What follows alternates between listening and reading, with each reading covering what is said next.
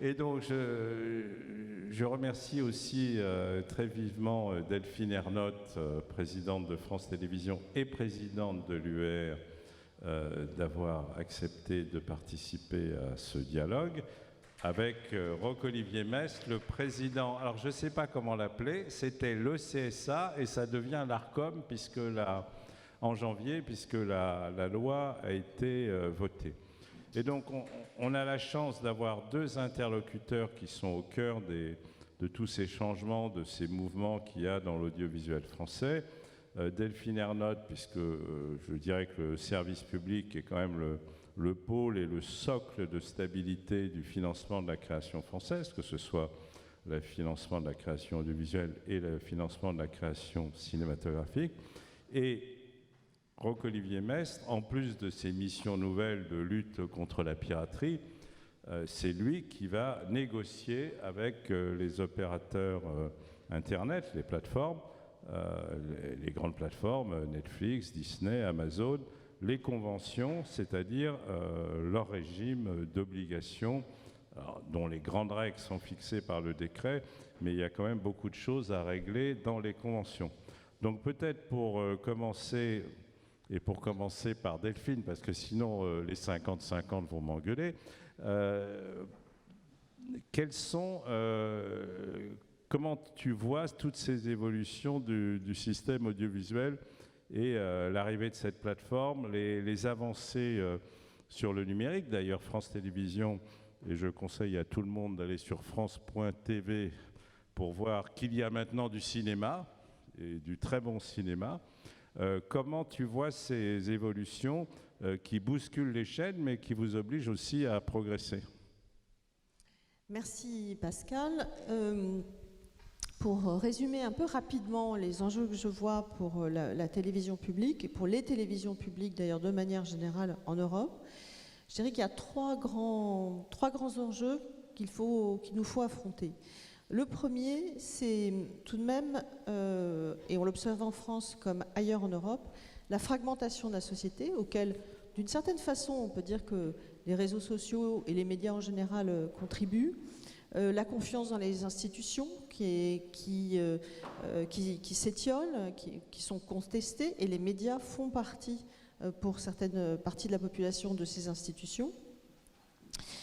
Et de ce point de vue-là, on a beaucoup à faire pour tisser un lien, continuer à entretenir ce lien de confiance dans l'information, ce lien de proximité qu'on a beaucoup travaillé et regagné, et puis continuer à finalement être de plus en plus utile. Ce qu'on a essayé de faire pendant la crise sanitaire, en faisant les cours à la télé, en lançant Culture Box et en mettant sur les antennes des spectacles vivants alors que tous les théâtres et tous les cinémas avaient fermé. Donc fragmentation de la société, ça c'est un sujet très, très fort chez nous, qui s'incarne très concrètement par des agressions envers des journalistes, enfin voilà, qu'on vit de manière extrêmement concrète. La deuxième chose, tu en parlais, c'est en effet le poids grandissant des plateformes de SVOD dans le paysage audiovisuel, dans la consommation des gens. Aujourd'hui, on considère qu'il y a 8 millions de Français qui regardent une plateforme tous les jours, hein, donc ça devient un poids extrêmement important, et qu'un foyer sur deux est équipé de Netflix. Donc c'est pas en devenir, c'est déjà présent, cette force des plateformes SVOD. Et en effet, le fait que ces plateformes soient maintenant tenues d'investir dans la création française, on peut dire que c'est une bonne nouvelle pour le secteur, mais ça a aussi des répercussions sur les diffuseurs éditeurs que nous sommes, à la fois parce qu'on craint, et à juste titre, un peu une guerre des talents. On craint que certains talents, certains scénaristes, par exemple, comme c'est déjà le cas aujourd'hui, soient un petit peu mis sous contrat et donc ne puissent plus travailler pour le service public ou pour d'autres chaînes privées, d'ailleurs, comme ils en avaient l'habitude. On a un sujet sur les talents, et là, en tant que service public, on a, je pense, un rôle à jouer pour aller chercher des jeunes talents, s'ouvrir à tous les talents, notamment d'ailleurs les talents féminins qui ne sont pas encore assez représentés dans les métiers artistiques. On a aussi beaucoup à faire en s'alliant entre services publics. C'est quelque chose que j'ai mis en place il y a 3 ans, qui est l'alliance avec notamment pour France Télévisions, la RAI et la ZDF, mais il y a d'autres alliances qui existent en Europe et qui sont très fructueuses. Et vous verrez très vite sur les antennes, fin octobre, Germinal, qui est on pense un vrai succès de production de l'Alliance avec la RAI en l'occurrence. Et on a beaucoup de sujets dans les cartons qui vont arriver. Le Tour du monde en 80 jours avant la fin de l'année. Donc pour continuer à mettre les moyens suffisants pour avoir des créations qui soient au niveau de ce que les plateformes sont capables de produire avec beaucoup de moyens, et il faut le dire. Et puis cette concentration, elle joue aussi maintenant sur un autre champ que celui de la fiction, du documentaire. Elle joue sur les droits sportifs. On l'a vu avec Amazon et la Ligue 1. On l'a vu nous aussi sur Roland-Garros, puisque les matchs du soir sont désormais par contrat sur Amazon. Donc on voit que là, on a quand même un sujet d'inquiétude fort, parce qu'on sait que le sport par nature est un événement qui rassemble et qui justifie finalement la télévision. On ne va pas pouvoir s'en sortir tout seul sur le sport. On a besoin là d'être aidé par sans doute des moyens d'ordre législatif ou régulatoire pour faire en sorte que le sport reste d'une certaine façon accessible gratuitement à tous nos concitoyens. Et puis le troisième enjeu, qui est pour moi peut-être le plus critique à terme, parce que je n'ai pas de solution de manière autonome, c'est le risque d'avoir un lien avec les téléspectateurs coupé. Aujourd'hui, quand vous achetez une télé, dans 3 cas sur 10, vous allez acheter une télé connectée avec une télécommande, un bouton rouge où il y a marqué Netflix. Voilà, et ça, c'est quand même l'avenir. Donc comment demain, le service public, mais pas que d'ailleurs, les grandes télévisions privées aussi, continueront à être présents sur un téléviseur connecté. C'est un vrai enjeu, c'est une vraie question qui n'est pas aujourd'hui totalement, même pas vraiment traitée dans les actes européens qui sont sur la table, le DSA ou le DMA, qui est quand même adressé par la directive SMA. Et donc là, je me tourne vers mon autorité préférée, parce que voilà, on pense qu'il y a matière à arbitrer sur la question de la mise en avant des contenus d'intérêt généraux, et notamment ceux du service public. Ça, c'est un point d'inquiétude, parce que on a tendance à raisonner dans la télévision, à modéliser sur la TNT, où il y a un accès direct. Voilà, on n'est pas coupé par une quelconque interface. Demain, le mode d'accès privilégié à tous les contenus audiovisuels, qui reste quand même le téléviseur, on peut le dire aujourd'hui, il n'est plus vraiment dans nos mains. Et c'est un sujet d'inquiétude, parce que, comme en France, on a un paysage un peu particulier, avec des opérateurs de télécom qui ont développé des box ADSL, et c'est un peu particulier à la France. On a l'impression que ce sujet des télévisions connectées va arriver plus tard, mais on voit quand même que la rupture est en train de se faire. Et moi, je reste marquée aussi sur ce sujet, et j'en aurai fini après ça, par une discussion que j'ai eue avec Reed Hastings lui-même, qui me faisait la remarque que la progression de Netflix, c'était il y a 2 ans déjà, la progression de Netflix, il la voyait majoritairement sur les télévisions connectées. Et je lui ai dit, mais oui, mais en France, et il m'a dit même en France. Donc voilà, c'était même une alerte de Reed Hastings. Merci. Même question pour Roch-Olivier. Alors, Roch-Olivier, l'année prochaine, mais même déjà, tu ne vas pas chômer, parce qu'il va falloir quand même s'occuper de la piraterie, agréer les nouveaux opérateurs qui maintenant vont faire le siège du CSA. Ils vont même peut-être nommer chacun un responsable CSA, parce que dans les chaînes de télé, il y a un responsable CSA qui est là pour courtiser le CSA. Donc, comment tu vois cette évolution qui est quand même, disons-le, il faut le dire à un moment donné, positive, parce que les gouvernements successifs de la France, ça a commencé bien avant le quinquennat d'Emmanuel Macron, ont quand même fait changer les directives. On a obtenu une législation favorable, un décret SMAD qui est favorable, Et je rends quand même hommage à ton prédécesseur Olivier Schrammeck, parce qu'il a beaucoup travaillé à Bruxelles avec l'ERGA pour obtenir le soutien des autres régulateurs sur les idées françaises, hein, parce que les idées françaises souvent sont perçues comme biscornues. Merci, cher Pascal. Merci de me mettre la pression pour l'année qui vient. Je savais que tu étais un ami, mais je le vois encore plus ce soir. Alors, c'est vrai que moi, je partage tout à fait le constat qu'a fait la présidente de France Télévisions. Pour ceux qui s'intéressent aux médias, particulièrement aux médias audiovisuels, ce qui est maintenant mon cas depuis une quarantaine d'années, le temps passe. Dire qu'on est dans une période de mutation est presque un euphémisme. Les transformations sont proprement extraordinaires, avec une fragmentation des usages que Delphine Ernotte a souligné. 6 écrans en moyenne par foyer aujourd'hui et un mode de consommation des contenus qui change radicalement par rapport à ce qu'on connaissait dans mon enfance. L'arrivée de nouveaux acteurs, bien évidemment, très puissants technologiquement, très puissants financièrement, on les voit bien. De nouveaux formats, la télévision en replay, les plateformes de vidéo par abonnement, le podcast pour la radio, des modes de diffusion qui se transforment. La télévision hertzienne est là toujours, bien évidemment, mais on voit bien, après le câble et le satellite, que Internet devient un vecteur très important et très actif.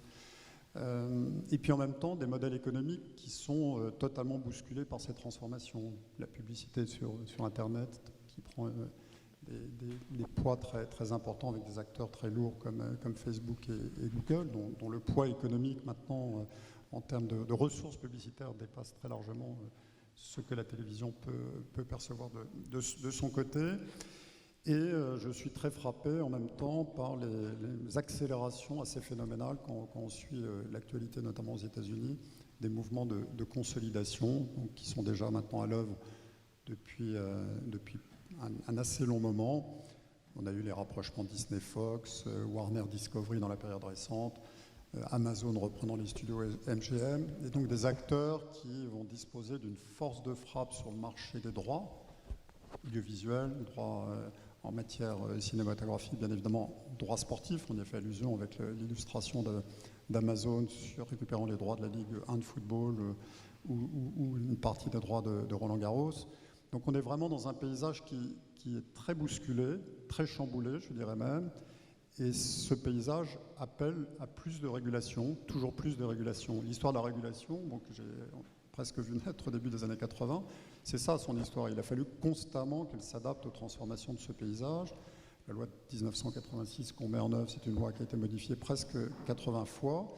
Et il faut se réjouir que le législateur vienne d'adopter un nouveau texte et fasse naître un nouveau régulateur, l'ARCOM, tu l'as dit, qui verra le jour le 1er janvier de l'année prochaine.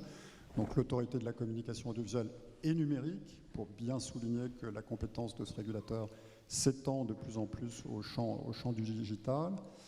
Mais ce que je voudrais souligner ici, c'est que les principes qui sont sous-jacents au modèle de régulation français gardent aujourd'hui toute leur pertinence.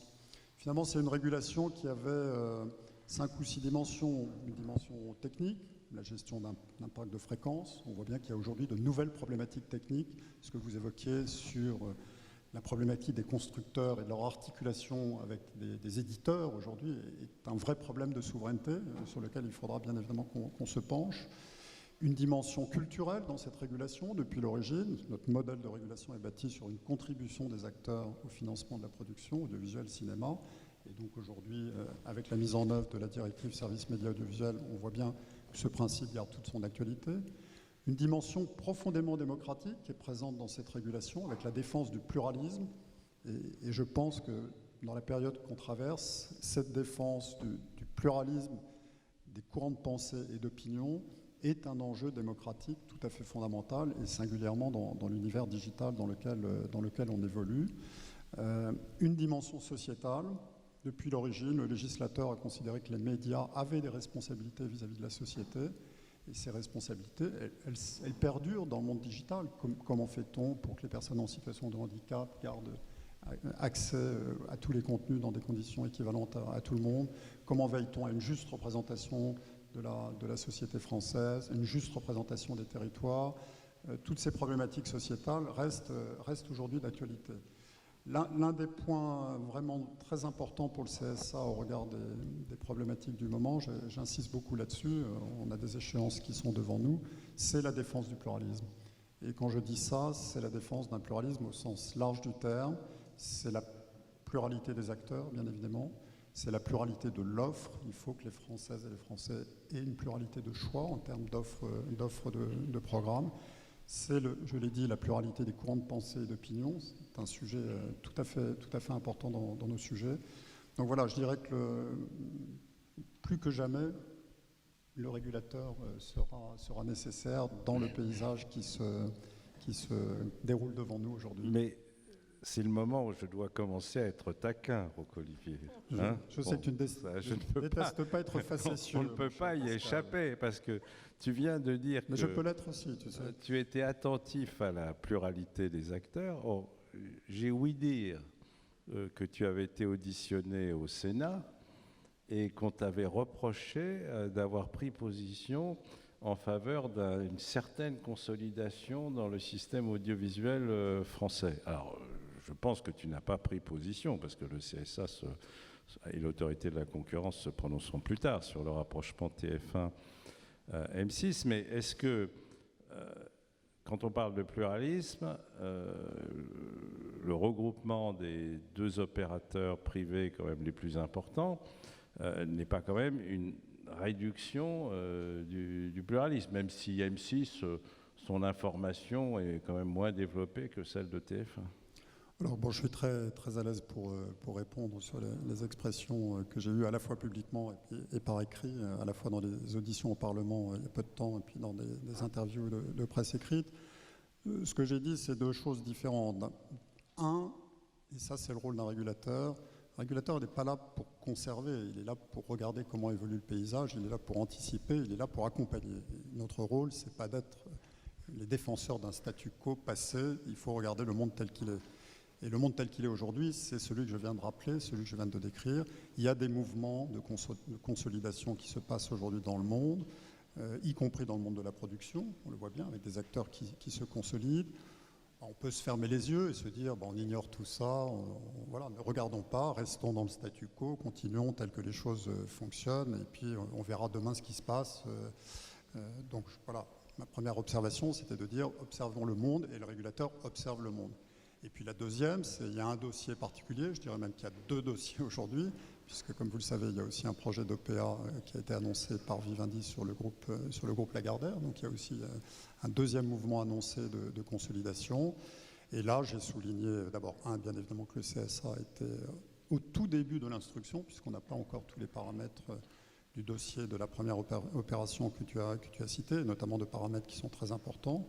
C'est une instruction qui va être longue, qui va nous mener sur une bonne partie de l'année 2022 et même du début 2023, puisque les autorisations des chaînes TF1 et M6 arrivent à leur terme au printemps 2023, en mai 2023, donc on a réussi ces procédures à gérer. On aura un avis à rendre sur le sujet à l'autorité de la concurrence, et je l'ai dit et je le redis ici publiquement, le fil rouge du CSA, c'est précisément le fil rouge du pluralisme dans tous les sens du terme. Comment préserve-t-on une pluralité d'acteurs et donc une pluralité d'offres? Comment préserve-t-on des pluralités de guichets de financement? Et comment assure-t-on l'indépendance des rédactions pour assurer une pluralité des courants de pensée et d'opinion? Donc ça sera le fil rouge pour le Conseil supérieur. Fil rouge qui portera également sur les questions de publicité, parce qu'on fait le départ entre l'autorité de la concurrence qui a des attributions et le CSA, mais je rappelle que la régulation a une dimension éminemment économique et que nous-mêmes, nous nous pencherons sur la problématique du marché publicitaire au regard de cette opération. Donc voilà, je suis vraiment très à l'aise pour dire on est au début de l'instruction, on va mener cette instruction à son terme, le collège en délibérera. On vient de commencer à entendre la totalité des acteurs pour se faire un début de point de vue sur cette affaire, et puis on verra demain. On peut avoir de la consolidation avec de la diversité, les deux ne sont pas nécessairement contradictoires. Mais ça suppose d'avoir aussi un certain nombre de dispositions, un certain nombre de garde-fous, un certain nombre de remèdes. Donc laissons du temps au temps, comme disait un bel esprit. Non, mais c'est les sénateurs qui sont trop pressés, pour une fois. Bon. Donc, Delphine, toi, tu as plus de liberté d'expression sur le sujet, quand même. Non, mais c'est normal, puisque Roch-Olivier doit examiner le sujet et il ne peut pas dire quoi que ce soit avant d'avoir fait toutes les investigations nécessaires. Et tu t'es clairement prononcé publiquement, et d'ailleurs au colloque où on était à La Rochelle, sur le fait que tu trouvais ce regroupement normal, justifié, même peut-être nécessaire face à tous ces bouleversements du système français. Oui, c'est vrai. Mon premier mouvement, qui perdure d'ailleurs, est un œil très favorable sur ce regroupement, et pour principalement 2 raisons. La première, c'est que c'est vrai qu'on a toujours tendance, je trouve, à voir notre environnement concurrentiel un peu entre nous, entre Français. Et comme le président de l'autorité CSA, encore aujourd'hui, l'a rappelé, le paysage concurrentiel, il est bien plus vaste aujourd'hui. Et donc, certes, TF1 et M6 sont des concurrents objectifs de France Télévisions, mais on a aussi beaucoup en partage. C'est ce qui nous a conduit notamment à créer ensemble Salto. On a en partage le fait de défendre un mode de média qui est la télévision. Parce que certes, Netflix, Disney, Amazon proposent des contenus et des offres, mais ça n'est pas totalement de la télévision au sens où on la pratique aujourd'hui, parce que ça n'est pas voir la même chose tous ensemble. Et voir la même chose tous ensemble, on a vu à quel point, quand le pays était dans la sidération du premier confinement, ça a eu de la valeur.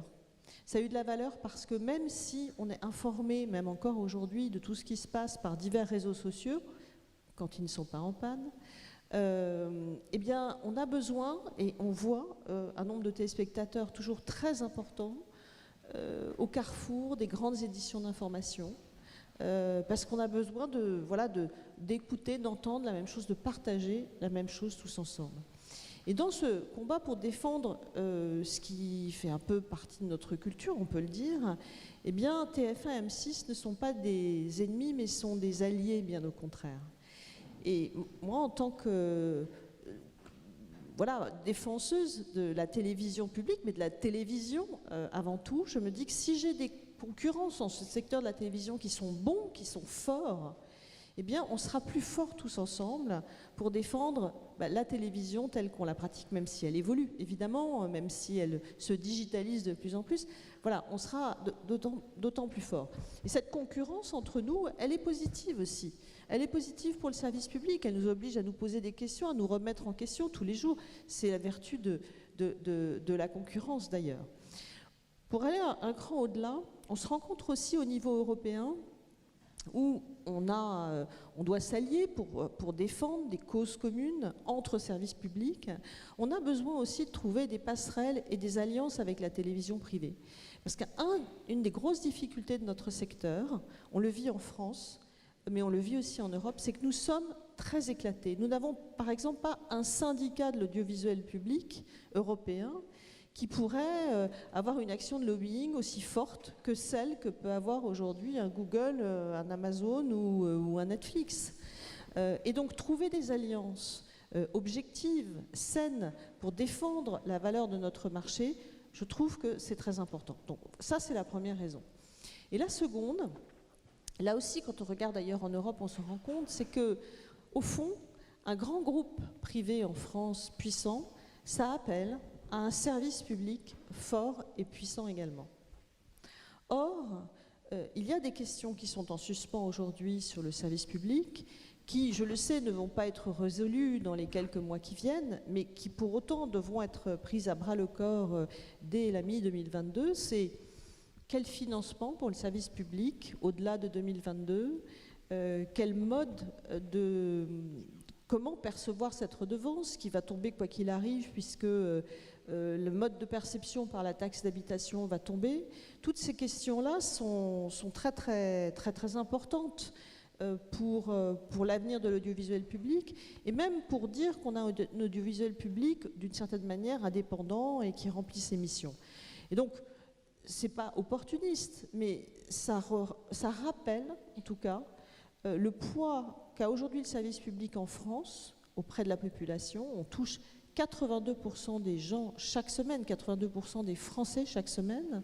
Et même si c'est vrai qu'on est plus présent dans les foyers des personnes plus âgées et moins présent chez les enfants, on touche encore 60% des jeunes toutes les semaines, donc ça reste encore considérable.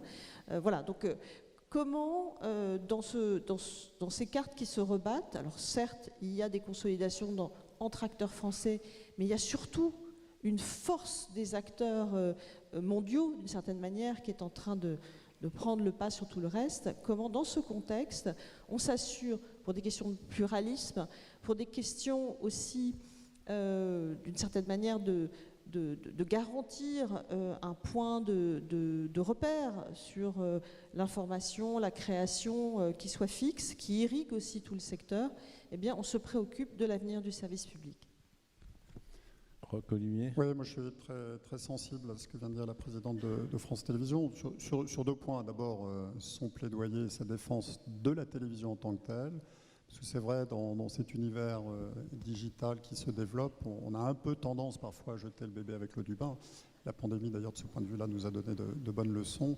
La télévision, sans j'allais dire classique du terme, même si ses formes se diversifient, garde de très belles couleurs. Et ce sont effectivement des millions de Français qui regardent la télévision tous les jours.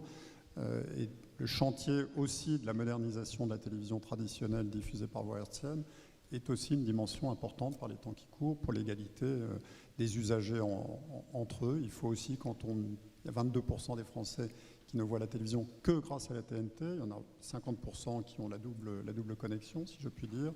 Et donc il faut aussi penser à eux et à leur offrir des services auxquels on est habitué pour tous ceux qui utilisent les box, mais qui n'est pas le cas pour beaucoup de Français. Donc ce volet-là est important.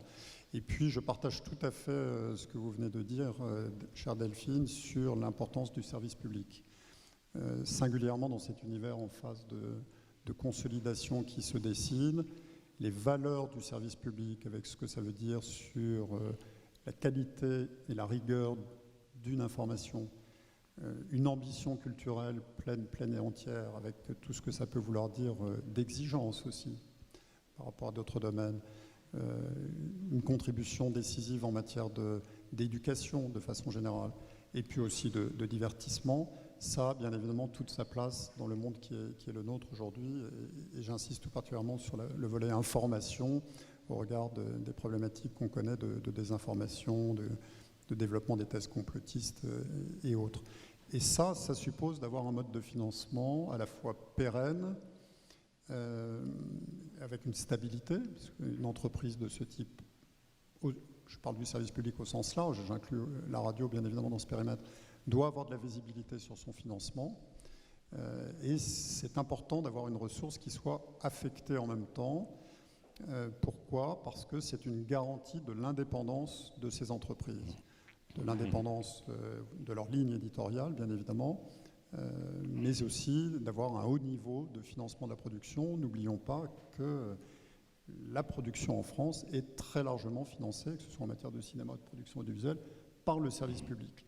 Et il y a donc là un enjeu très, très important. J'espère que cette question viendra dans le débat public au cours des échéances à venir. Certains ont proposé une privatisation du service public. Voilà un beau sujet de débat public pour le débat qui s'annonce. Il faut en tout cas afficher maintenant, sans tarder, ce que sera le devenir de la contribution à l'audiovisuel public, puisque la taxe d'habitation prendra fin en 2023. Et c'est normal que ces entreprises sachent quel sera leur mode de financement dans les années qui viennent. C'est un beau sujet de débat public qui mérite d'être posé. Alors, il y a plutôt un élément rassurant, mais on est dans une période où, comme on n'a pas une grande visibilité sur l'avenir, c'est difficile d'être rassuré aussi. C'est quand même un arbitrage du Premier ministre qui va tout à fait dans ton sens, puisqu'il a dit qu'il fallait un financement pérenne et affecté indispensable à la visibilité pluriannuelle de la programmation budgétaire des entreprises et à la préservation de leur indépendance. Donc ça va tout à fait dans ce sens-là. Ça, c'est l'élément positif. Et j'en profite pour remercier quand même ce Premier ministre, parce que je sais que c'est grâce à lui qu'on a maintenu France 4. aux efforts aussi de Delphine et du service public qui a, pendant la période Covid, confinement, fait beaucoup d'utilité, mais et Roch-Olivier aussi. Mais on a été chacun beaucoup. A apporté sa contribution. Quoi ? Chacun a apporté sa contribution. Chacun a apporté sa contribution, mais le Premier ministre, il a apporté une contribution importante. Voilà. Bon. Et décisive, je dirais même, c'est lui qui a été, enfin c'est le président qui a décidé, mais enfin le Premier ministre, il était là. Bon. Par contre, ce qui m'inquiète, moi, c'est que tu parlais des propositions de campagne, et le service public sera, pour l'audiovisuel, je pense, le grand sujet de l'année prochaine, puisqu'il faut réformer cette CAP. Marine Le Pen, moi je dis son nom, s'est prononcée clairement en faveur de la privatisation de l'audiovisuel public. Alors ça, je pense que pour moi, c'est de la démagogie. C'est pour dire vous paierez moins de redevances. Bon. Et puis, il y en a une autre aussi. C'est pas terrible, hein, ce qu'elle a dit. C'est Valérie Pécresse, qu'elle n'avait pas de tabou sur le nombre de chaînes du service public. Donc, elle laisse planer un doute aussi sur l'avenir du service public. Bon, j'espère qu'il y a d'autres candidats. Alors, je ne demande pas à Éric Zemmour de se prononcer pour le maintien du service public. Hein. Bon, mais il n'est pas encore candidat, mais bon. J'espère qu'il y aura quand même d'autres candidats qui auront des propositions plus intéressantes pour la création française, pour nous tous, pour le pluralisme, parce que Delphine et Roch-Olivier, vous avez parfaitement raison, face à l'arrivée de tous ces géants, face à un secteur privé qui sera peut-être consolidé, on ne le sait pas encore, la ligne de force aussi pour l'ensemble des publics, c'est le service public et son financement préservé. Donc, grâce à ce service public, on peut aussi espérer un avenir radieux pour la création audiovisuelle et cinématographique, puisqu'il y a quand même des nouveaux financements qui vont arriver. Certains se sont plaints de l'arrivée des plateformes, mais ils ne se plaindront pas quand ils financeront leurs films ou leurs téléfilms. Alors, comme je vois ici des intervenants d'un débat précédent, oui, ils ont vu que je les avais vus, Nathalie Sonac et René Bonnel, qui ont parlé de la chronologie des médias. Je vais 5 minutes parler cinéma. Bon. Donc, cette chronologie des médias, pour le moment, elle est en discussion. Aucune fumée ne sort du CNC ou du ministère de la Culture. Tout a l'air un peu bouché. Certains nous promettent un débouché rapide. Je voulais demander à Delphine comment elle voit les choses, et puis aussi à Roch-Olivier, parce que si jamais, ce qui ne se produira pas, parce qu'à la fin, ils arrivent toujours à s'entendre, mais si jamais, mais avant, ils étaient entre eux, maintenant, ils ne sont plus entre eux, c'est plus difficile. Si jamais il n'y a pas de chronologie, tu devras peut-être, dans les conventions, fixer quelque chose, parce que c'est le délai qui détermine le niveau de contribution. Voilà. Alors, Delphine, peut-être. Le point de vue du service public là-dessus. Le service public, enfin les chaînes gratuites. Ah oui, vous êtes tous ensemble. Oui, on est tous ensemble. On est un peu... C'est une entente, un peu. Non, finalement, on est toujours un petit peu les derniers de la classe. On est les cancres au fond de la chronologie des médias. Pas encore. Encore, les cancres, pour le moment, c'est les plateformes. Ils sont derrière vous. Oui, c'est vrai. Tu as raison. Donc, en tout cas, dans le projet de chronologie tel qu'il est, on est un peu les cancres du fond de la classe. Néanmoins, on essaie de faire valoir que même les cancres ont droit à une bonne éducation, et donc on essaie de défendre en contrepartie de l'investissement qui est quand même assez important. Pour France Télévisions, je rappelle que nous investissons 60 millions par an dans le cinéma français, avec par ailleurs une attention très particulière au premier film, au second film, au cinéma d'auteur. Donc voilà, la relève du cinéma français, on est très attentif à ce que les films recueillent, soient encore d'un certain attrait pour le public de la télévision quand ils passent sur nos antennes. En fait, tout le sujet est là, et que la contrepartie de cet investissement se retrouve dans le plaisir qu'auront les gens à découvrir un film sur nos antennes. C'est ça le sujet. Après, on est bien conscience. Et d'ailleurs, dans le débat de chronologie des médias, ce ne sont en fait rarement les chaînes gratuites qui posent le plus de soucis, si je puis me permettre. Ah, Voilà, voilà. C'est pas totalement ça le sujet, mais on a conscience que là aussi, je cite Reed Hastings, il m'a dit en fait, vous êtes comme moi, vous voulez posséder ce que vous payez. Enfin, bon, c'est un peu ça l'idée. On veut quand même posséder un petit bout de ce qu'on paye. Bon, donc, non, c'est vrai que le service public, les chaînes gratuites ne sont pas directement dans le premier débat de la chronologie, c'est-à-dire à quel moment on démarre une exploitation sur un média donné, mais vous êtes dans le deuxième qui bloque un peu, c'est ce qu'on appelle l'étanchéité des fenêtres et la protection des exclusivités, ce qui n'est pas tout à fait de la chronologie. Mais bon, tout ça, c'est très technique et René Bonnel a dû expliquer tout ça avec Nathalie Sonac très clairement au public qui était là. Toi, Roch-Olivier, alors tu risques d'être concerné parce que ce que je ne comprends pas quand même pour le CSA, c'est que à la fin, ça va être vous, et pour le moment, on ne veut pas de vous.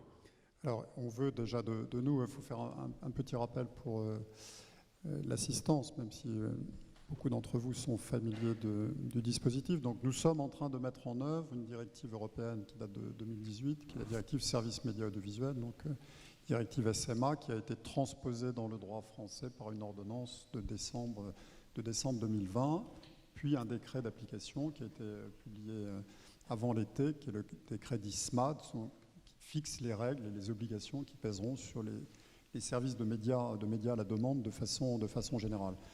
Et ce dispositif, donc directive SMA plus ce décret, font entrer dans le champ de la régulation de nouveaux acteurs qui sont ces plateformes de vidéo par abonnement qui ne sont pas sur le territoire national, mais qui ciblent le territoire. La directive permet d'imposer à ces acteurs, par dérogation aux règles traditionnelles de l'Union européenne, permet aux pays de destination de ces plateformes de leur imposer les mêmes règles que celles qu'elles imposent à leurs acteurs historiques en matière de financement. Et donc à ce titre, la réglementation actuelle permet d'imposer à ces acteurs entre 20 et 25% du chiffre d'affaires qu'elles réalisent sur le territoire national grâce aux abonnés qu'elles ont sur notre territoire pour financer, suivant des règles relativement complexes, je ne vais pas rentrer dans le détail, la production audiovisuelle et aussi la production cinématographique.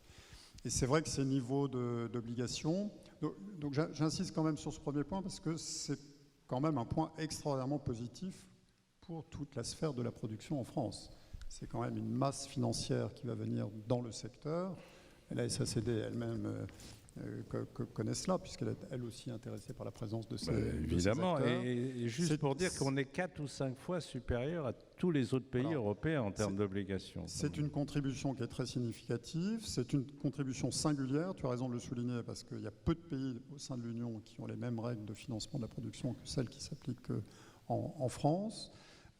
Donc pour toute la sphère de la production, c'est vraiment un moment très, très important pour les talents français, pour les auteurs français.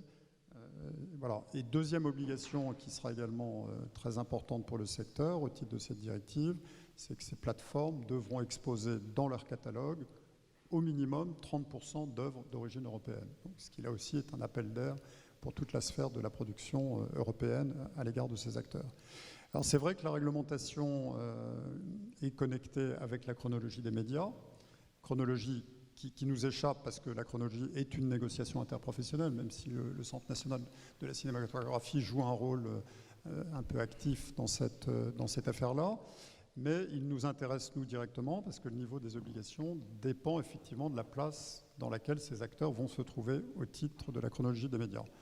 Alors moi, mon observation, c'est une simple observation de bon sens. On ne peut pas demander à ces acteurs de contribuer à des niveaux très significatifs, 20-25% de son chiffre d'affaires. France, certes, mais c'est quand même pas rien. On parle quand même de dizaines et même de centaines de millions d'euros au total. C'est quand même beaucoup d'argent. On ne peut pas leur imposer une chronologie des médias qui les renvoie aujourd'hui à 36 mois. C'est quelque chose qui est inconcevable, outre le fait que ça ne correspond absolument pas à leur modèle actuel de mode de fonctionnement. Donc il est normal que cette négociation aboutisse à faire revenir ces acteurs sur une plateforme beaucoup plus en amont. Et à partir de là, il faut trouver un point d'équilibre. Alors voilà, toutes les négociations sur la chronologie des médias, tu en as suivi autant que moi, même plus que moi, mon cher Pascal. il y a une dramaturgie, c'est comme les négociations au sein du Conseil de l'Europe. Il y a des drames, il y a des négociations nocturnes, mais on finit toujours par atterrir, et je n'ai aucun doute sur le fait qu'on atterrira. Il faudra trouver un point d'équilibre qui préserve peu ou prou la place de Canal+, qui donne à ces plateformes une position plus raisonnable dans la chronologie, et qui donne aux acteurs historiques en clair aussi un positionnement qui soit raisonnable. Je n'ai aucun doute sur le fait qu'on finira par trouver un point d'atterrissage. Je ne sais pas si c'est pour cette nuit ou demain matin, mais ça finira par arriver. Tu as raison, Roch-Olivier, mais il y a quand même une différence avec les discussions précédentes, c'est qu'avant, on était entre nous, on était en famille, hein, et René faisait partie de la famille à l'époque de Canal+, et d'autres.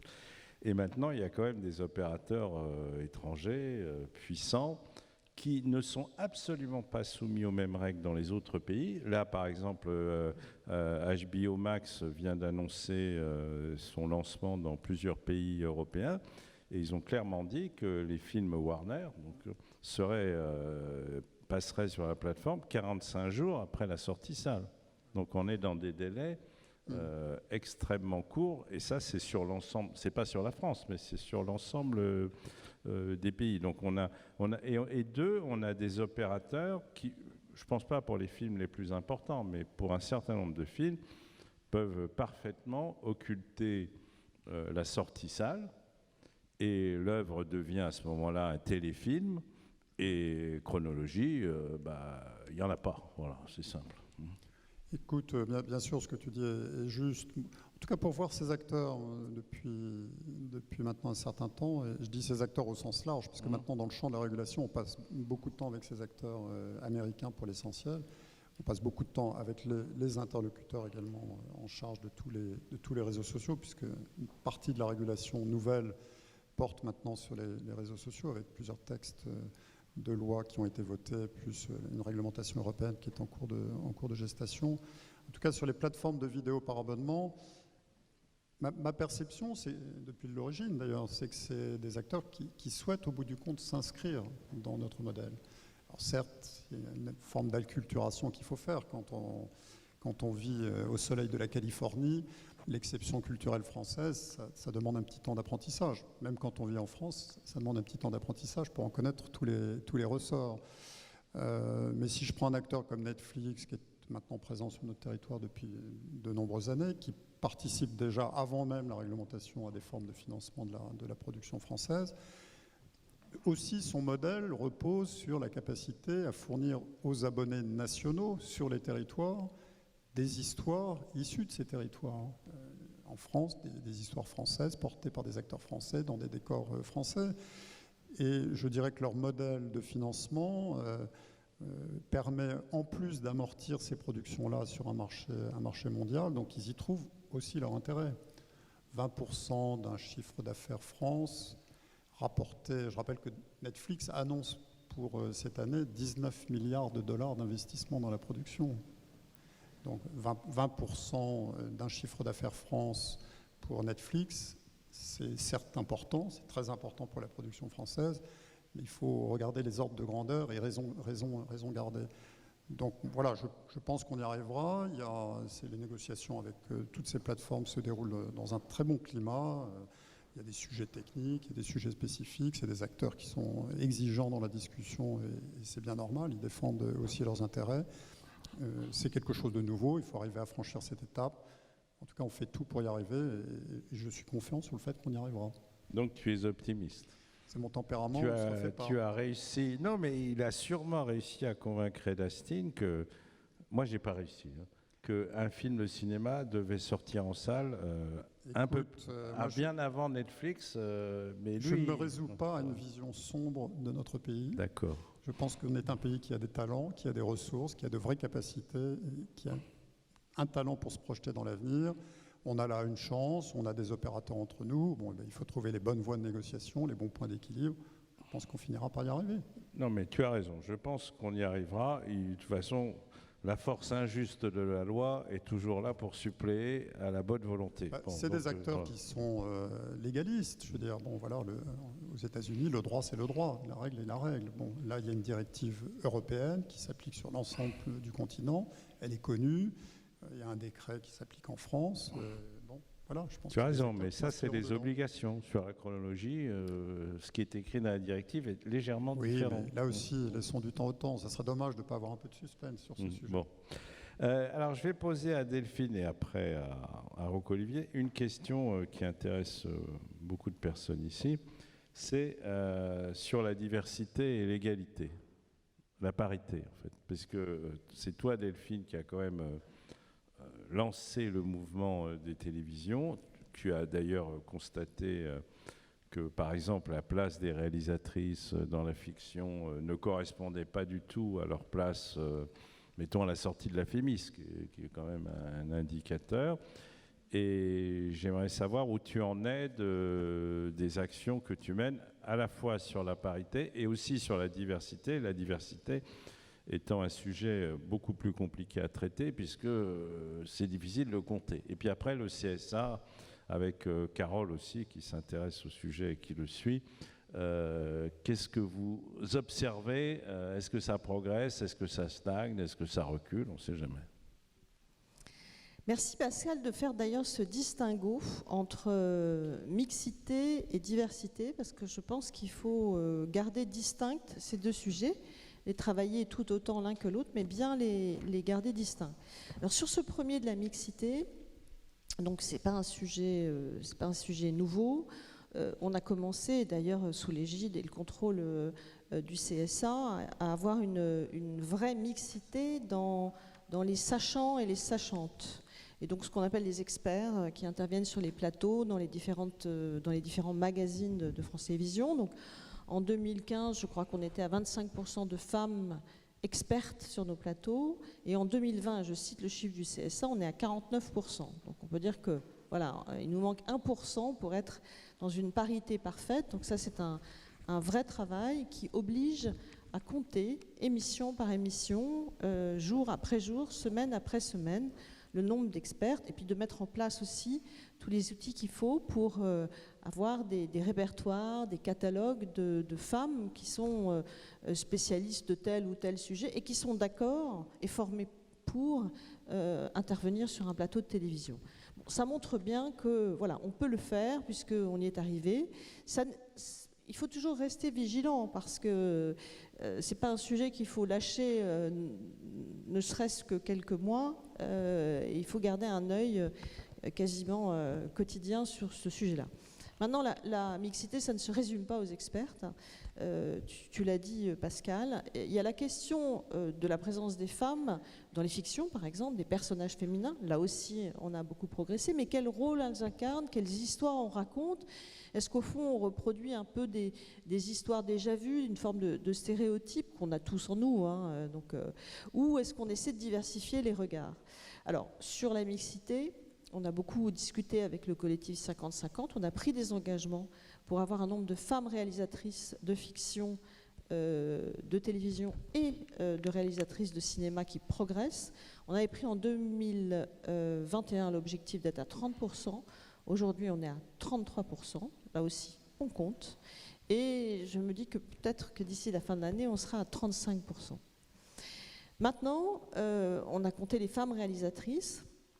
Je pense qu'on voudrait aller un petit peu au-delà. On s'inspire en cela de ce que fait mon homologue au Canada. En Amérique du Nord, ils sont quand même un peu plus avancés que nous sur l'égalité homme-femme et sur la diversité, qui compte en fait les métiers créatifs. Donc dans les métiers créatifs, dans les fictions ou les documentaires, il faut compter le producteur, la productrice, réalisateur, réalisatrice, scénariste. Et donc on va, je pense, compter un peu plus large que les réalisatrices et regarder dans ces trois, dans une fiction ou un documentaire, est-ce qu'on a un équilibre finalement, une forme de parité dans l'équipe. Donc ça ne sera pas forcément la femme réalisatrice ou l'homme scénariste ou l'inverse, peu importe, mais on va s'atteler à ce sujet-là en bonne intelligence, hein, avec les associations qui ont beaucoup œuvré pour que ce sujet soit sur le devant de la scène. En matière de diversité, maintenant, c'est un autre sujet parce qu'il faut s'entendre sur ce qu'on appelle la diversité. Souvent, on associe diversité, au fond, à couleur de peau. Mais quand on interroge nos téléspectateurs sur la diversité, c'est en réalité plus large que ça. La première diversité pour nos téléspectateurs, hein, telle qu'elle ressort des enquêtes, des questionnaires qu'on leur adresse, c'est celle des territoires, c'est la diversité géographique, le lieu où on habite, le lieu d'où on vient. Et ça, c'est un sujet que nous travaillons, nous, dans le service public, beaucoup, au travers de notre chaîne France 3, qui est la chaîne des territoires, et que nous ancrons de plus en plus dans les territoires, avec une part de programmes dits régionaux qui est de plus en plus forte dans la grille de France 3. Ce n'est pas le seul action, mais cet ancrage géographique, il se dit comme ça. La deuxième diversité, c'est, pour nos téléspectateurs toujours, c'est la diversité sociale. Alors, il ne s'agit pas que dans nos fictions, les maisons soient toujours... on a envie de rêver aussi, hein, donc souvent on voit des maisons beaucoup plus belles que celles qu'on habite nous-mêmes, ou des voitures beaucoup plus belles que celles que nous conduisons, etc., etc. Mais néanmoins, on a une attente de récits qui parlent aussi de la vie des gens qui ne sont pas toujours ceux qui ont le mode de vie le plus aisé. Et ça, c'est un point très important qui nous remonte beaucoup et qui nécessite là aussi un vrai travail de notre part, à la fois sur les sujets, évidemment, qui remontent des producteurs, des auteurs, mais qui est aussi un vrai sujet en interne dans notre maison, parce que, au fond, si on se dit les choses franchement, dans les médias, dans le service public, mais un peu partout, on est aussi dans une forme de reproduction sociale. Donc il faut qu'on s'ouvre à d'autres générations, à d'autres origines sociales. Donc ça demande un travail aussi actif sur le travail sur les salariés finalement de France Télévisions qui travaillent dans notre maison. On a un vrai travail que nous faisons avec les écoles de journalisme qui cherchent aussi à recruter dans tous les milieux sociaux. Et on a initié aussi un partenariat avec ce que avait lancé l'INA, qui est aussi une très belle entreprise d'audiovisuel public, avait lancé une chose assez formidable, qui est une classe alpha qui donne sa chance, pas uniquement, mais beaucoup, à des gens qui sont totalement en dehors du système scolaire, qui ont décroché, qui manifestent un intérêt pour la chose audiovisuelle. Et ils ont ainsi fait une première promotion l'année dernière, qu'on a essayé d'accompagner en donnant des stages. Voilà. Donc c'est cette ouverture vers tous les milieux, toutes les classes sociales, qui est le deuxième facteur de diversité. Ce n'est pas le seul. Il y a aussi, bien entendu, l'origine plus large, finalement la représentation de la diversité d'origine des Français, donc la perception, en tout cas de la couleur de peau, pas la couleur de peau, on n'a pas le droit de compter ça, mais la perception, en tout cas, de elle qu'on en a.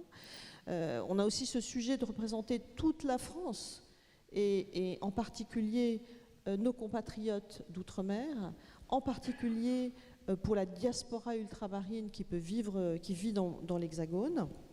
Ça aussi, ça nécessite des actions spécifiques. Sur l'outre-mer, il se trouve que nous avons eu hier notre 5e comité de suivi de ce pacte de visibilité des outre-mer sur l'ensemble des chaînes. Et nous accordons beaucoup d'énergie et d'importance à donner une représentation juste des outre-mer. Donc juste, ça veut dire pas uniquement quand il y a une catastrophe climatique, pour dire les choses simplement, mais être capable de parler de la vie quotidienne qui n'est pas exactement la même que celle dans l'Hexagone, de parler des sujets politiques qui ne sont pas non plus exactement les mêmes.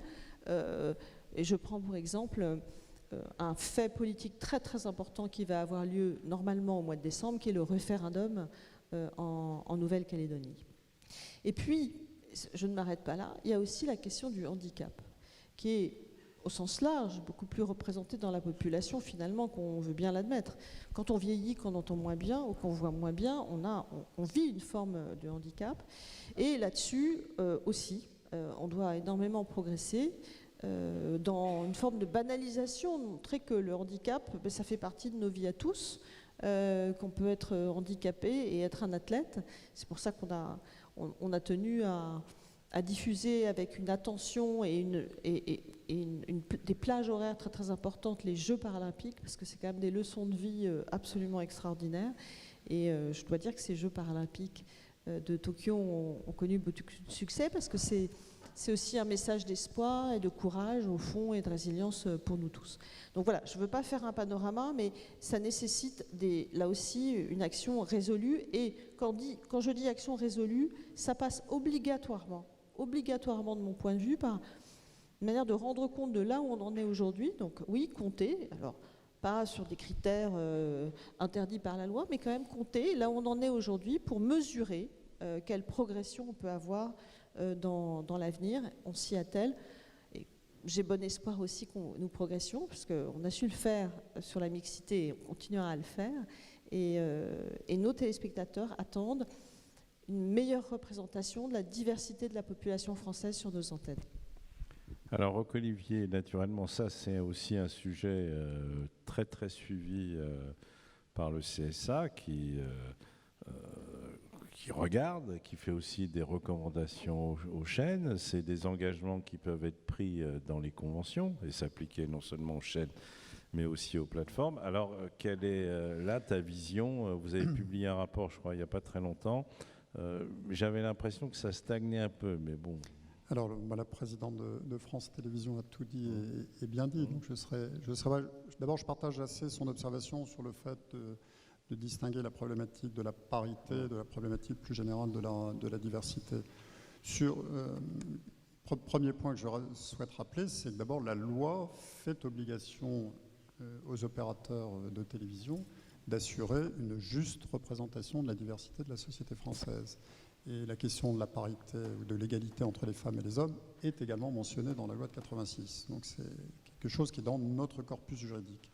Et c'est une question qui est effectivement centrale pour le régulateur, déjà depuis de nombreuses années, mais en tout cas singulièrement dans la période actuelle. Et je remercie beaucoup Carole Bien-Aimé-Besse qui est parmi nous aujourd'hui, qui est au sein du collège, défend ces questions avec beaucoup d'énergie, beaucoup de volonté et de détermination pour qu'on progresse. Sur la place des femmes dans les médias audiovisuels, je crois qu'on est arrivé à un point de non-retour dans la société française. Il y a une situation qui est devenue proprement intolérable sur le fait qu'on ne tende pas à une parité réelle sur cette situation. C'est quelque chose que les Françaises, bien évidemment, mais les Français plus généralement, en tout cas je veux le croire, ne peuvent plus tolérer. Alors on a la chance d'avoir un service public qui est dirigé par des femmes brillantes, remarquables, très engagées sur ces questions. Delphine Ernotte, bien évidemment, Sybille Veil à Radio France, Marie-Christine Saragosse à France Média Monde. Il y a eu longtemps Véronique Kella à Arte également, qui était très active sur ces sujets-là. Mais on a aussi de nouvelles générations de managers qui arrivent progressivement dans les entreprises, de façon plus générale, qui sont très sensibilisés à ces questions, très sensibles à ces questions. Et je trouve que les lignes bougent objectivement. Alors, pas encore assez. On voit bien qu'il y a encore du chemin à parcourir sur cette thématique-là. Il faut maintenir la pression, et le CSA le fait. Il édite tous les ans un baromètre. Il a un dialogue annuel maintenant avec l'INA, qui par ses outils d'intelligence artificielle permettent de bien capter la place des femmes dans les programmes de télévision sur l'ensemble des chaînes de la TNT de façon élargie.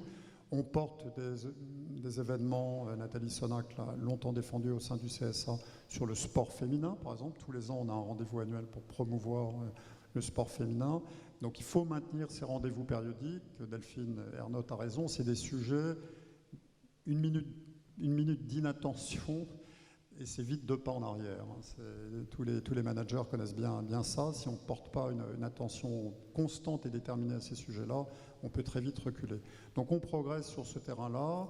Il y a encore des choses à faire, notamment pour la place des femmes expertes, c'est vrai. Il y a des initiatives qui sont prises dans la matière, mais les choses bougent. Sur la diversité au sens large, je serais plus nuancé effectivement dans les constats. Donc là aussi, on publie un baromètre annuel sur ce sujet. On a un dialogue tous les ans, on va d'ailleurs l'entamer dans les semaines qui viennent, avec les éditeurs pour prendre avec eux des engagements pour l'année suivante, pour essayer de progresser année après année sur ces thématiques. On a un rendez-vous d'opinion publique qui nous permet de montrer tous les ans ce qui va, ce qui ne va pas.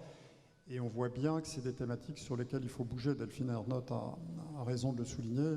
La diversité, c'est beaucoup de sujets. C'est la place des personnes en situation de handicap dans la société. Beaucoup de personnes en situation de handicap, elles sont très peu représentées aujourd'hui dans les médias audiovisuels. C'est la diversité des territoires. Tout le monde n'habite pas dans les grandes agglomérations. Il y a l'outre-mer, mais il y a aussi les zones rurales, il y a aussi les villes moyennes. qui ne sont pas suffisamment repris. C'est les différentes classes d'âge de la société française. On a une population vieillissante aussi, mais on a aussi une jeunesse. Comment les programmes de télévision, dans leurs différentes composantes, arrivent à représenter ces personnes. Dans l'archipel français dans lequel nous vivons aujourd'hui, pour reprendre l'expression d'un ouvrage célèbre, la juste représentation est un sujet politiquement fondamental, parce que la télévision est un média fédérateur par excellence.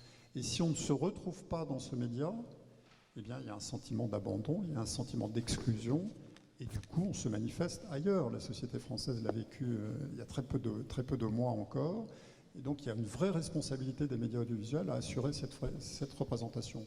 C'est la raison pour laquelle le régulateur est très présent, très déterminé sur ces sujets-là, et également, bien évidemment, sur la diversité au sens traditionnel du terme, sur lequel, vous savez que dans notre pays, il est interdit de faire des statistiques ethniques, donc on n'en fait pas, mais par un système de baromètre qu'on a tous les ans sur la perception, comme l'évoquait la présidente, voilà, on a eu des indications qui nous permettent là aussi de nommer les choses, parce que c'est en nommant qu'on fait progresser, et d'essayer d'avancer année après année.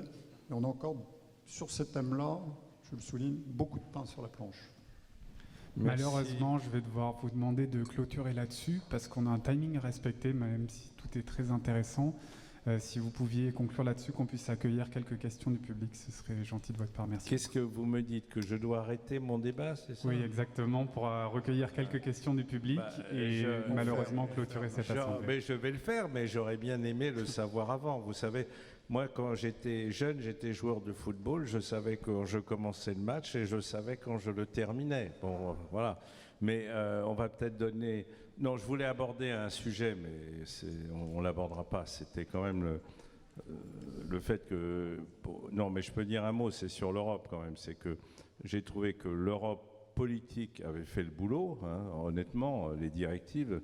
Et pour moi, ma surprise, c'est que c'est sous la présidence de Juncker, un luxembourgeois, qu'on a eu les règles les plus protectrices du droit d'auteur et de la création en Europe, enfin qui favorise cette protection, et que par contre, ça va prendre 2 minutes, ne vous inquiétez pas, sur le plan, je dirais, industriel des plateformes, il n'y a aucune vraie plateforme européenne capable de concurrencer les grandes plateformes américaines qui sont sur le marché français, sur le marché européen. Voilà. Oui, moi, 2 remarques quand même sur le sujet. Bon, d'abord, tu viens de le faire, mais il faut tirer quand même un coup de chapeau à l'Union. Pendant de très nombreuses années, sur le terrain culturel, l'empêcheur de tourner en rond, c'était l'Union. C'est vrai. Qui n'a pas d'ailleurs de compétences statutaires ou en termes de traités sur ce domaine.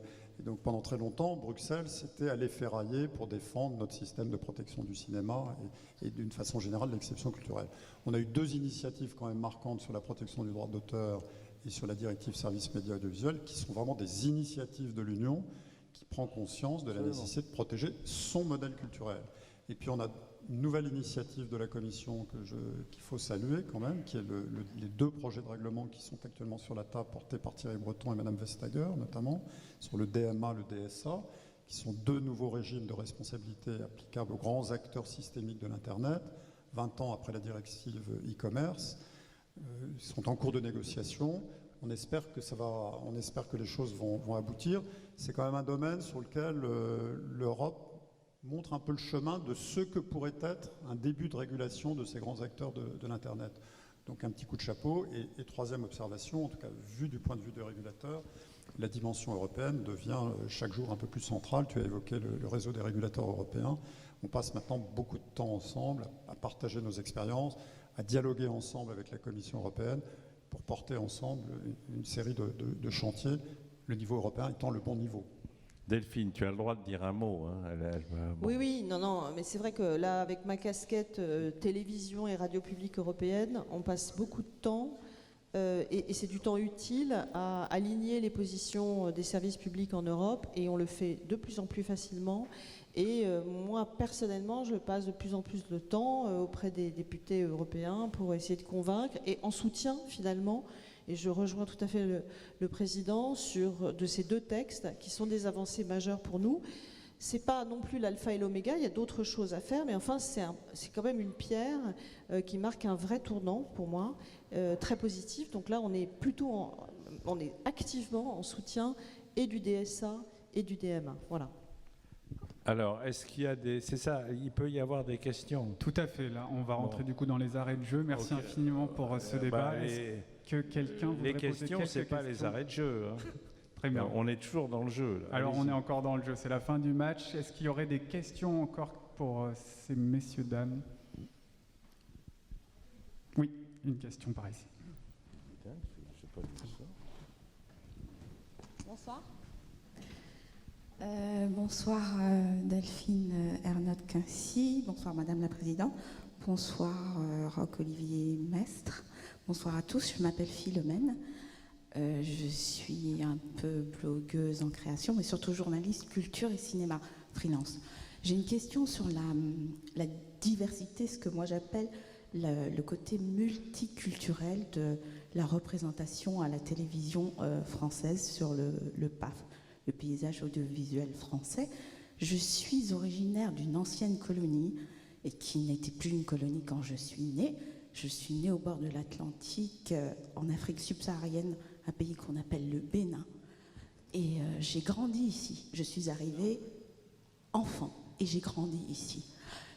En tant que personne, en tant qu'individu, en tant que citoyenne, et surtout en tant que femme, j'estime que cette représentativité de la diversité de cette société, que vous l'entendiez par les régions, par les handicaps, par les milieux socio-professionnels, mais surtout par l'origine, n'est pas malheureusement assez représentative de la réalité du terrain de cette France d'aujourd'hui, de 2021.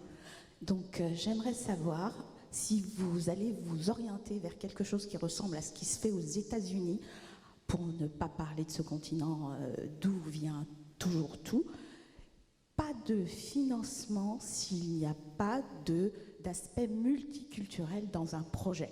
En règle générale, il demande à ce qu'il y ait 30% des personnages, que ça inclut un réalisateur, un scénariste, des spin doctors, des comédiens, bref, pas de signature s'il n'y a pas de multiculturalité. Et ma question pour Roch-Olivier, qui n'a absolument rien à voir, c'est que du fait du décomptage du temps de parole d'Éric Zemmour, il a quitté Face à l'info sur CNews, et donc voilà, il est candidat plus ou moins non déclaré, et j'aimerais savoir ce que ça a à voir directement, sachant qu'il n'est pas encore dans l'arène, il est dans les starting blocks. Merci beaucoup à tous. Roch-Olivier va vous répondre. Bon, alors je réponds très volontiers aux deux questions. Je vais peut-être commencer par la deuxième, sans vous faire un cours sur les règles du pluralisme politique, mais quand même, d'abord pour rappeler que le pluralisme politique, le respect du pluralisme, c'est un principe constitutionnel en France, un principe qui est inscrit dans la Constitution française, et le Conseil constitutionnel a rappelé à plusieurs reprises que le respect du pluralisme était consubstantiel à la démocratie, ce qu'on comprend bien. Deuxièmement, ce principe se décline dans la loi. La loi fait obligation à tous les opérateurs de télévision, y compris le service public, de nous communiquer les temps de parole des personnalités politiques qui sont invitées sur leur plateau pour permettre d'assurer le respect de ce pluralisme et d'assurer un équilibre. Troisième observation, c'est des règles qui s'appliquent en permanence et pas seulement en période électorale. Donc il y a des règles de pluralisme hors période électorale et il y a des règles de pluralisme en période électorale. Hors période électorale, et nous sommes hors période électorale, même si on a l'impression d'être déjà en campagne, on est encore en période hors électorale. Les règles sont assez simples. Un tiers du temps de parole des personnalités politiques qui sont recensées et comptabilisées est réservé pour le pouvoir exécutif, donc président de la République, Premier ministre, ministre, et le reste du temps est réparti entre les autres forces politiques qui s'expriment dans le cadre de la comptabilisation que je viens de rappeler, au prorata de leur poids politique, dans leur représentation au sein des assemblées parlementaires. On prend en compte d'autres critères, bien évidemment aussi ce qu'on peut voir dans les sondages d'opinion, des dynamiques d'actualité, enfin il y a plusieurs paramètres qui sont pris en compte.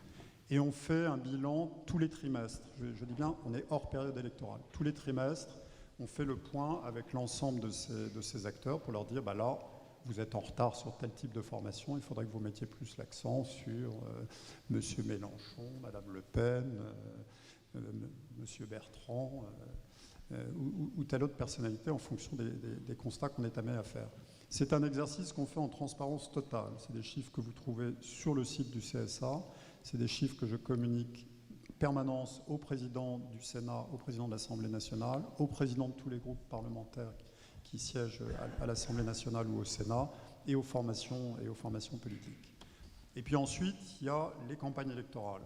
Pour chaque campagne électorale, le CSA prend une recommandation particulière en direction des médias pour fixer le cadre qui va être applicable en matière de pluralisme politique.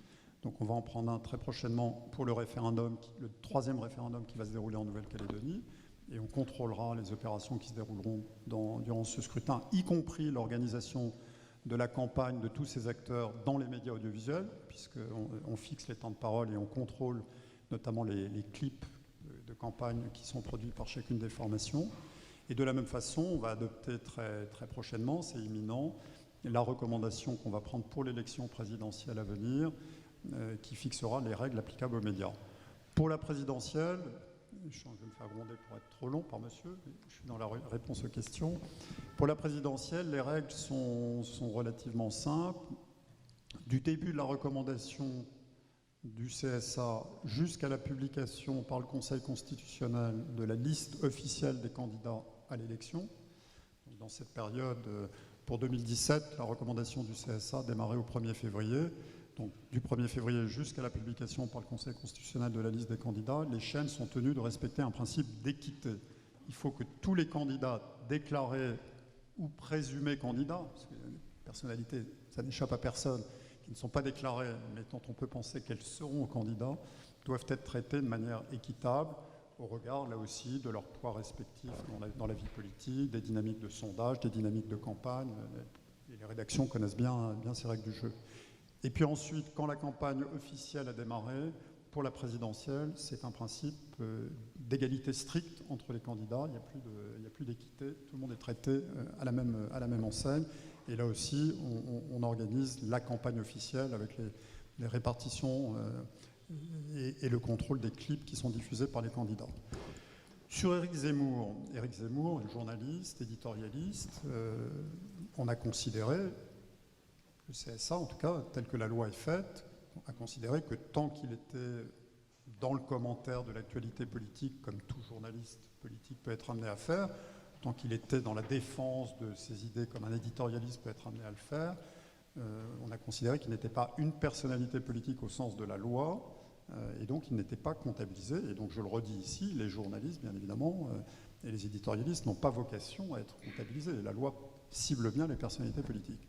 Nous avons considéré à la rentrée de septembre, c'est la décision du collège, que M. Zemmour avait changé de catégorie. Il s'était placé lui-même dans une autre position parce qu'il y avait un faisceau d'indices suffisant à nos yeux pour considérer qu'il rentrait dans la catégorie des personnalités politiques. Bien qu'il ne soit pas déclaré candidat, mais tout simplement parce qu'on est hors période électorale, comme je l'ai expliqué. Et donc nous avons demandé aux médias, à partir de là, de comptabiliser ces interventions. Donc les compteurs maintenant fonctionnent dans les médias en fonction de ces interventions. Les temps de parole vont nous être transmis et au terme d'un trimestre, on fera le bilan dans les conditions que j'exprimais tout à l'heure. Si ensuite il se déclare candidat, au moment où la recommandation que j'ai évoquée pour l'élection présidentielle entrera en vigueur, eh bien les règles s'appliqueront à lui comme elles s'appliqueront à tous les autres candidats. C'est un simple sujet d'équité du débat politique. Il faut que tout le monde soit traité de la même façon. C'est le sens de ce que je disais tout à l'heure sur l'importance de ce principe du pluralisme. C'est un principe d'équilibre de notre débat démocratique. C'est vraiment un élément central et singulièrement quand on a une échéance électorale devant nous. Sur la question de la diversité, je pense avoir été très clair en disant que le compte n'y était pas aujourd'hui. Nous avons un baromètre qui prend en compte une série d'éléments, vous les avez rappelés vous-même, je les ai évoqués moi-même dans mon propos. Les choses bougent, mais bougent trop lentement. On a beaucoup de chemin à faire. Alors, il y a des mécanismes qui existent dans certains pays. Vous avez évoqué ce qui peut exister aux États-Unis d'Amérique. En Angleterre, de mémoire, je pense au contrôle de Carole Bien-Aimée qui est en face de moi. La BBC, je crois, a un système de bonus qui existe sur des programmes au titre de ce critère de la diversité. Nous n'avons pas ça en France aujourd'hui. On a des règles qui ne sont pas celles qui s'appliquent. Il y a des contraintes qui pèsent au titre du contrat d'objectifs et de moyens sur les entreprises de l'audiovisuel public ou sur le cahier des charges de l'audiovisuel public. Je crois que l'audiovisuel public essaye de faire dans ce cadre-là un effort particulier. Delphine va peut-être le rappeler. Mais en tout cas, le CSA, qui ne gère pas de crédit, ce n'est pas nous qui finançons les chaînes de télévision, ne peut pas peser et bâtir une règle comme celle que vous l'indiquez. Ça n'entre pas en tant que tel dans ces missions. Non, mais moi je suis tout à fait d'accord avec vous. Le compte n'y est pas, en effet. Donc il y a plusieurs pistes d'action. Il y a les journalistes de la maison qu'on met sur les antennes, là aussi, il faut qu'ils représentent toute la France.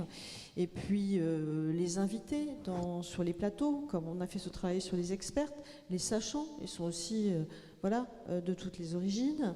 Et puis enfin, il y a ce que vous abordez, c'est-à-dire toutes les productions qui sont confiées à des producteurs extérieurs à la maison. Elles sont nombreuses, puisqu'on investit plus de 500 millions par an dans la création extérieure. Et je pense en effet que ça passe forcément par une discussion avec ceux qui nous apportent les idées, qui ensuite les développent.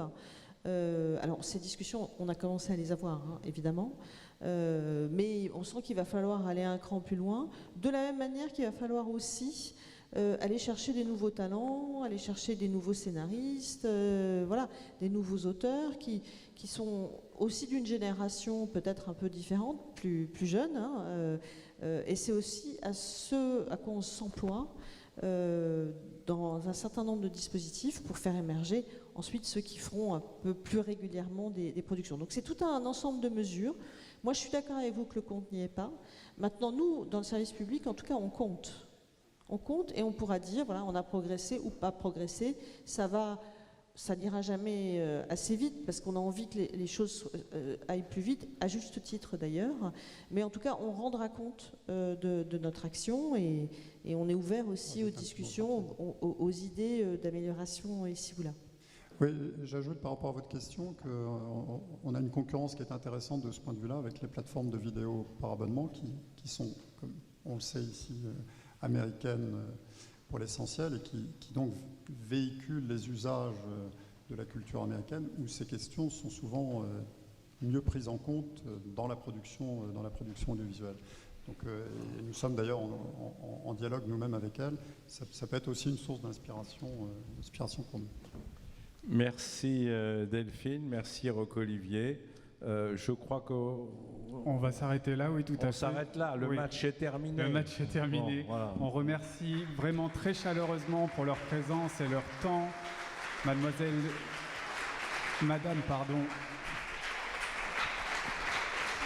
Delphine Ernotte-Quincy, Monsieur Roch-Olivier Mestre, sous la direction de Pascal Rogard. Merci beaucoup, on peut les applaudir bien fort. Merci.